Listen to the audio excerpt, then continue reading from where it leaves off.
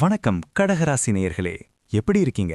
ராசி மண்டலத்தோட 4வது ராசியான நீங்க சந்திர பகவான அதிபதியாக கொண்டவங்க. கடல் அலைகள் மாதிரி உங்க மனசு எப்பவுமே அன்பாலையும் உணர்ச்சிகளாலையும் ததும்பிட்டு இருக்கும். மத்தவங்களோட உணர்வுகளுக்கு மதிப்பு கொடுக்கறதுலயும் தாய் உள்ளத்தோட எல்லாரையும் அரவணைச்சு போறதுலயும் உங்களை அடிச்சுக்க ஆளே இல்ல. ஆனா அந்த அன்பு தான் சில நேரங்கள்ல உங்களுக்கு ஏமாற்றத்தையும் தருது இல்லையா? இந்த மார்ச் 2026 மாசம் உங்களுடைய அந்த அன்பான மனசுக்கு என்ன மாதிரியான ஆறுதலையும் முன்னேற்றத்தையும் தரப்போகுதுன்னு ஒரு உற்ற நண்பனா உங்ககிட்ட மனசு விட்டு பேச போறேன். இந்த ஆடியோவை நிதானமா கடைசி வரைக்கும் கேளுங்க. ஏன்னா கடகராசிக்காரர்களுக்கு இந்த மாசம் ஒரு மறுபிறவி எடுக்கிற மாதிரியான மாற்றங்கள் காத்துட்டு இருக்கு.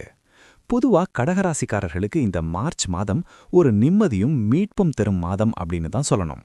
கடந்த சில காலமா அஷ்டம சனியோட தாக்கத்தால நீங்க அனுபவிச்ச மன உளைச்சல், பண நெருக்கடி, வேலை இழப்புன்னு எல்லா கஷ்டங்களுக்கும் ஒரு விடிவு காலம் பிறக்கப் போகுது. சனி பகவான் இப்போ உங்க ராசிக்கு 9ஆம் இடமான பாக்யஸ்தானத்துக்கு நகர்ந்துட்டார். கெட்டது நடந்ததெல்லாம் போதும், இனி நல்லது நடக்கட்டும்னு காலம் உங்களுக்கு பதில் சொல்ல போகுது. ஆனா அதே சமயம் 8ஆம் இடத்துல ராகு இருக்கிறதால ஒரு பக்கம் அதிர்ஷ்டம் வந்தாலும் இன்னொரு பக்கம் சின்ன சின்ன சவால்கள் இருக்கத்தான் செய்யும். சரி, முதல்ல உங்களோட வேலை மற்றும் தொழில் எப்படி இருக்க போகுதுன்னு பார்க்கலாம். 9ஆம் இடத்து சனி உங்களை ரொம்பவே சுறுசுறுப்பா மாத்துவார். அலுவலகத்துல இதுவரைக்கும் உங்களுக்கு கிடைக்க வேண்டிய அங்கீகாரம் மத்தவங்களுக்கு போயிருக்கும். ஆனா இந்த மாசம் அது உங்களை தேடி வரும். மேலதிகாரிகளோட கோபத்துக்கு ஆளானவங்க இப்போ அவங்க கிட்டேயே பாராட்டு வாங்குவீங்க. புதுசா வேலை தேடுறவங்களுக்கு, குறிப்பா அரசு துறை, வங்கித்துறை அல்லது கற்பித்தல், டீச்சிங் துறையில இருக்கிறவங்களுக்கு நல்ல வாய்ப்புகள் அமையும். வியாபாரத்துல இருக்கிறவங்க இந்த மாசம் புதிய முதலீடுகளை தாராளமா செய்யலாம். ஆனா 8ல ராகு இருக்கிறதால கூட்டு தொழில் செய்றவங்க மட்டும் கணக்கு வழக்குகளை சரியா வச்சுக்கோங்க. யாரையும் கண்மூடித்தனமா நம்ப வேண்டாம். நிதி நிலைமையை பொறுத்த வரைக்கும் இந்த மாசம் உங்களுக்கு சுப விரயங்கள் மற்றும் திடீர் லாபங்கள் கலந்தே இருக்கும். 12ஆம் இடத்துல குரு இருக்கிறதால பணவரவு இருக்கும், ஆனா அது ஒரு நல்ல காரியத்துக்காக செலவாகும். உதாரணத்துக்கு கல்யாணம், காதுகுத்து அல்லது ஒரு புனித பயணம்னு உங்க பணம் செலவாகும். 8ல இருக்கிற ராகு ஒரு சிலருக்கு எதிர்பாராத லாட்டரி, இன்சூரன்ஸ் பணம் அல்லது ஷேர் மார்க்கெட் மூலமா பணத்தை கொண்டு வந்து சேர்ப்பார்.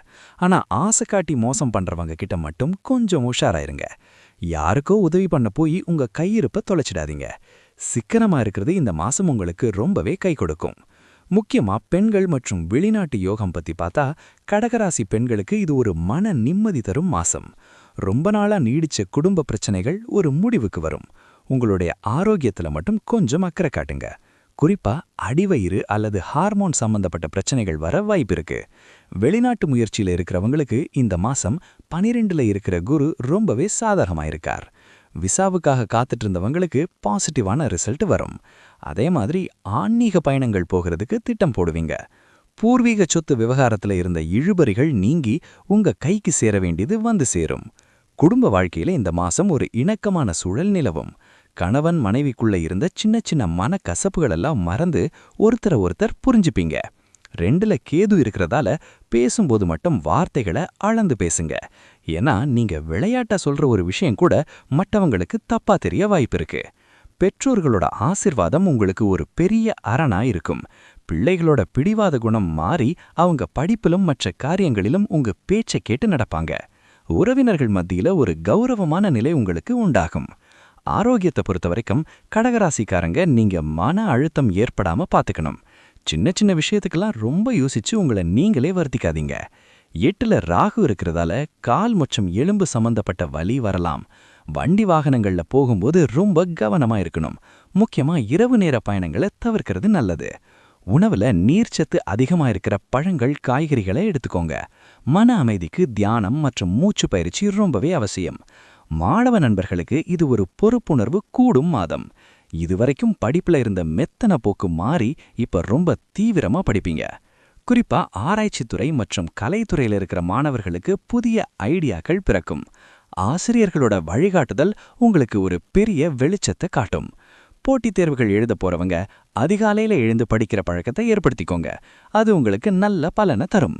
இந்த மார்ச் மாதம் இன்னும் சிறப்பா அமைய நான் ஒரு சின்ன ஆலோசனையை சொல்றேன். திங்கட்கிழமை அன்னைக்கு அம்மன் கோயிலுக்கு போயிட்டு வாங்க. லலிதா சகஸ்ரநாமம் கேட்கறது அல்லது ஓதுறது உங்க மனசுக்கு ஒரு பெரிய தைரியத்தை கொடுக்கும். அதே மாதிரி சனிக்கிழமை அன்னைக்கு ஊனமுற்றவர்களுக்கு அல்லது ஏழை எளியவர்களுக்கு அன்னதானம் செய்யுங்க. 8ல இருக்கிற ராகுவோட தாக்கத்தை குறைக்க நாகதேவதைய வழிபாடு செய்யுங்க. நீர்நிலைகளுக்கு போய் மீன்களுக்கு பொறி போடுறது உங்களுடைய கர்ம வினைகளை குறைச்சு ஒரு பெரிய மன அமைதியை கொடுக்கும். மொத்தத்துல இந்த மார்ச் மாதம் கடகராசிக்கு இருண்ட காலம் முடிஞ்சு ஒரு புதிய உதயம் பிறக்க போகுது மாசமா இருக்கு. உங்களுடைய நம்பிக்கையும் பொறுமையும் தான் உங்களை ஒரு உயர்ந்த இடத்துல உட்கார வைக்கும். எதற்கும் கலங்காதீங்க, ஏன்னா இறைவனோட அருள் உங்களுக்கு எப்பவுமே இருக்கு. நம்பிக்கையோட செயல்படுங்க, எல்லாம் நல்லபடியே நடக்கும். நன்றி. அப்புறம் துல்லியமாக கிரகங்களை கணித முறையில் கணித்து நம்ம தமிழ் நண்பர்களுக்கு இலவசமாக சொல்லி வருகிறேன். மக்களே, மறக்காம சப்ஸ்கிரைப் செய்து கொள்ளுங்கள். ஓம் முருகா துணை. ஸ்ரீ முருகா அருள் உங்களுக்கும் உங்கள் குடும்பத்தினருக்கும் கிடைக்கட்டும். வாழ்க வளமுடன். நன்றி மக்களே.